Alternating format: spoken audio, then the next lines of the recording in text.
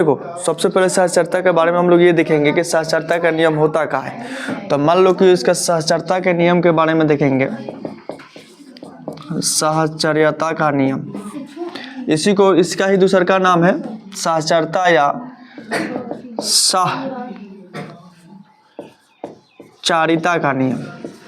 चारिता का नियम यानी इसको ही बोलते हैं इंग्लिश में कि एसोसिएटिव लॉ होता है। ये होता क्या है, तो सबसे एक नंबर हम लोग देखेंगे किसका, तो जोड़ का। जोड़ का साक्षरता का नियम,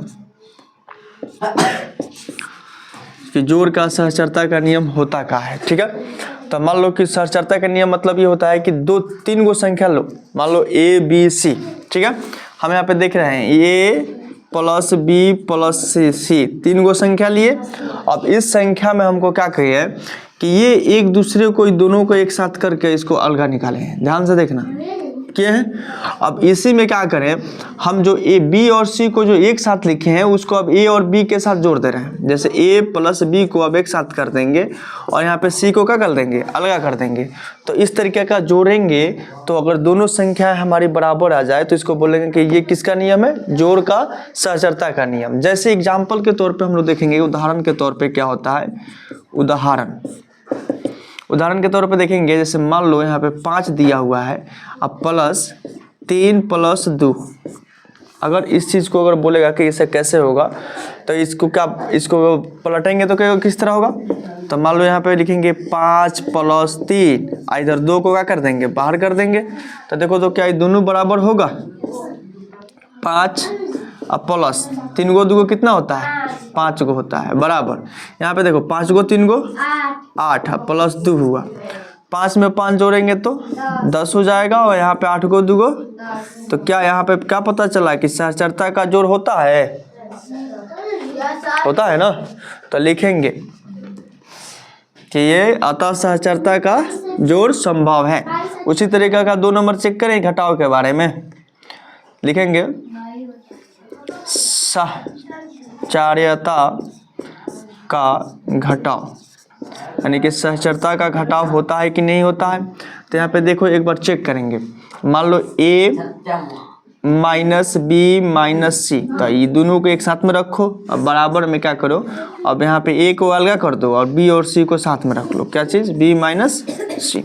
तो क्या ये दोनों संख्या अगर बराबर हो गया तो कहेंगे कि घटाव का साक्षरता नियम होता है, नहीं होगा तो नहीं कहेंगे। और मान लो कि उदाहरण के तौर पे हम यहाँ पे दिखा रहे हैं, उदाहरण a के मान पे अगर मान लो कि हम रखते हैं 5, b के मान पर रखते हैं 4, c के मान पर रखते हैं 1, ऐसे होगा ना, बराबर। अब देखो a के मान पे 5 है तो 5 रख लो, b के मान पे 4 है तो 4 रखो, और c के मान कितना है, 1 है तो 1 रखो। अब चेक करेंगे दोनों बराबर है, 5 में से 4 गया तो 1 और माइनस 1 बराबर, इधर 5 माइनस 4 में से गया तो 3, और देखो यहाँ पे 1 में से 1 गया 0, अब 5 में से 3 गया, क्या बचेगा, 2 बचेगा। तो कभी 0 2 के बराबर होगा। तो इसी तरह बोल सकते हैं कि हमारा साक्षरता का घटाव नहीं होता है। ठीक है, चलो गुणा को चेक करते हैं। साक्षरता का गुणन को चेक करेंगे कि साक्षरता का गुणन होता है कि नहीं। अब मान लो कि यहाँ पे हम देखते हैं, यहाँ पे जैसे a गुने b और फिर गुने c बराबर a गुने b गुने c, अगर ऐसे रहे तो क्या होगा। ठीक है,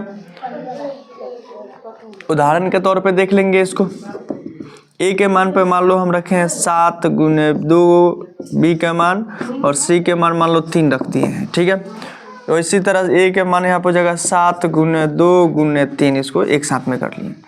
अब इसमें क्या करते हैं, ब्रैकेट के अंदर पहले गुना करेंगे, 7 दूना के गुने 3 हो जाएगा। अब बराबर 7 गुने 3 दूना के 6, तो 14 के पारा 3 वाली पढ़ेंगे तो 42, और 7 के पारा 6 वाली पढ़ेंगे तो बराबर आ गया का। तो जब बराबर आ गया तो क्या कहेंगे कि सहचरता का गुणन होता है।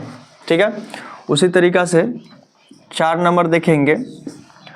4 नंबर में हम लोग क्या देखेंगे कि भाग के बारे में देखेंगे। ठीक है, सहचर्यता का भाग।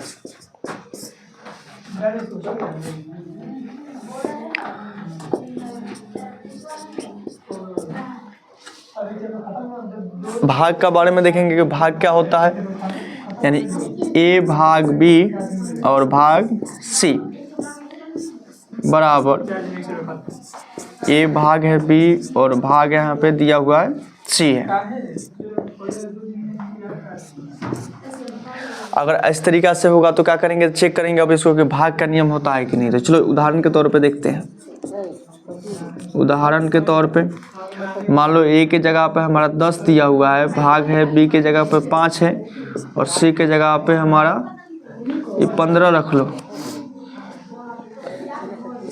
5 है। हाँ हाँ रोको भी,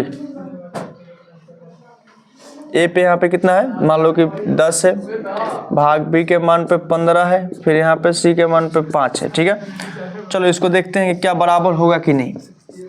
तो 10 बटा क्या हो जाएगा 15,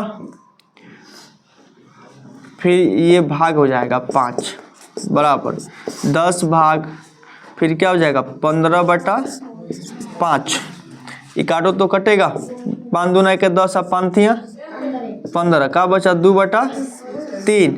अब भाग को जब गुना में करेंगे तो क्या करते हैं, उल्टा होता है, 1 बटा 5 हो जाएगा बराबर ये देखो 10 और गुने अंक पलटेगा तो 5 बटा 15 हो जाएगा। अब मान लो कि ये 5 दूना के 10 और 5 थिया 15, देखो तो यहाँ पे 2 बटा 15 आया है और इसका मान क्या आ जाएगा 10 बटा 3 आएगा। तो क्या कभी 2 बटा 15 10 बटा 3 के बराबर होगा, नहीं होगा। और जब नहीं होगा तो इससे क्या पता चला कि हमारा भाग का सहचरता का नियम नहीं होता है, गुणन का होता है। ठीक है, चलो उतारो इसको।